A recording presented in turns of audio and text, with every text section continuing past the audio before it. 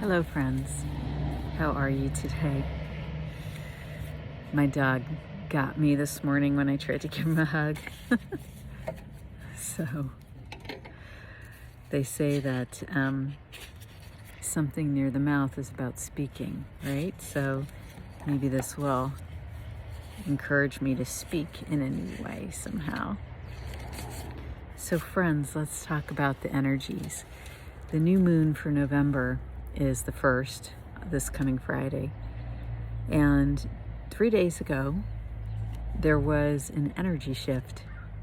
I don't know if you felt it, but it started to get very windy here, and it was a clear energy change. It reminded me a little bit of when Pluto first moved into Aquarius. Before that happened, the winds really picked up here. And there was kind of like a darkness or a heaviness to the energy. Kind of like, we're at Halloween almost. So it's that kind of feeling, like a little spooky. And I noticed, I looked at the astrology and I noticed that it occurred when the moon squared Uranus.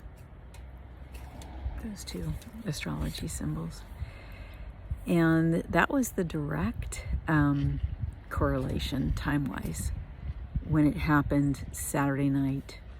And I noticed the change Sunday morning when I went out.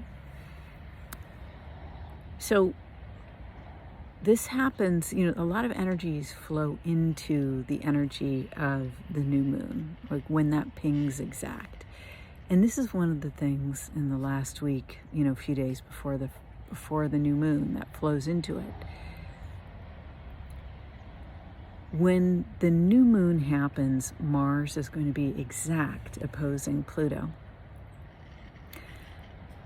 There's going to be temptations for us to get caught up in energy that's not really about us. On the one hand, okay, because there's a duality to every expression. On the other hand, there's the opportunity to have incredibly deep insights about what works for you in your home, like at your home base, and then have the energy to move that forward. That's the other interpretation for Mars opposing Pluto.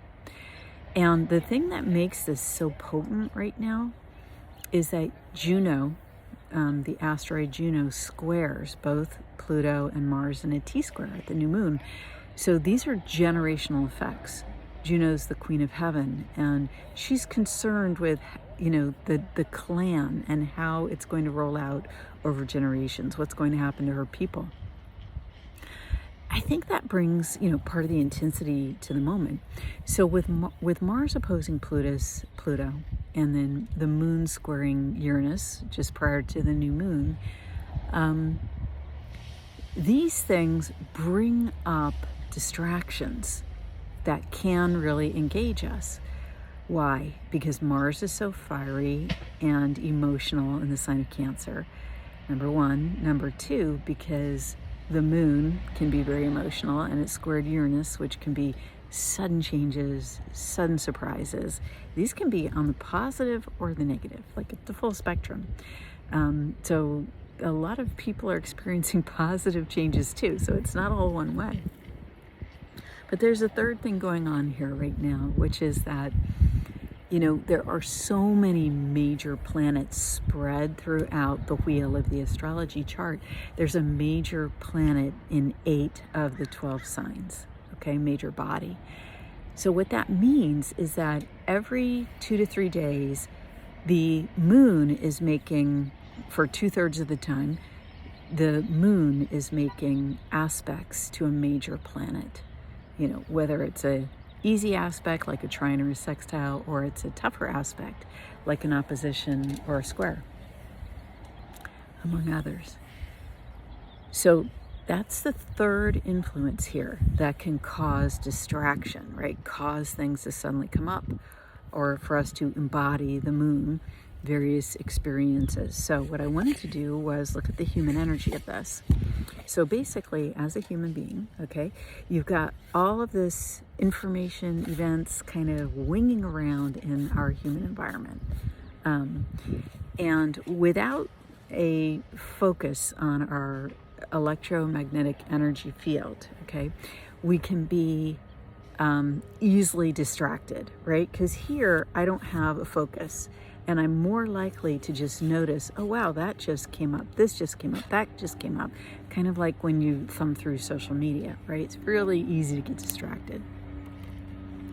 So how do we get more grounded in these energies so that we feel like we can handle what's going on and stay focused and use the energies consciously towards creating our highest good for ourselves? Well, you are in your human energy field, okay? And if we use the heart here and it's activated, right, it's open, your connection with the divinity that you are. When we choose to focus inward in this way, the crows have something to say about it. We choose to focus inward, right? We allow the distractions to pass us by.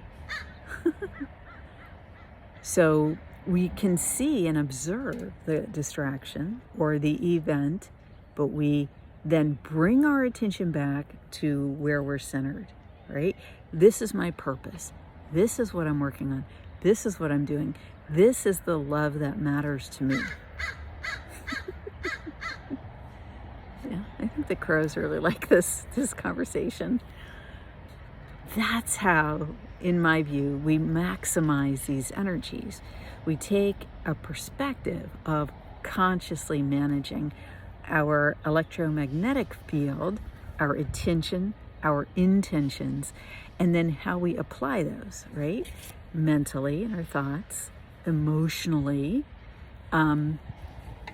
physically, taking care of ourselves, and spiritually, constantly returning to, what's between you and your soul, what's between you and God. Where am I guided in this moment? So, thank you, crows. I find that, with these three factors that I mentioned, going on in the energies, and two of them in particular, the new moon is going to have a 4-week effect, and the, major bodies being in 8 of 12 signs, that's going to go on for a while. So the moon squaring Uranus is more short term, but it still flows into the new moon energies. So friends, grounding and focusing your conscious awareness, right? Those are the keys to creating your highest outcomes at this time. Have a great day, friends.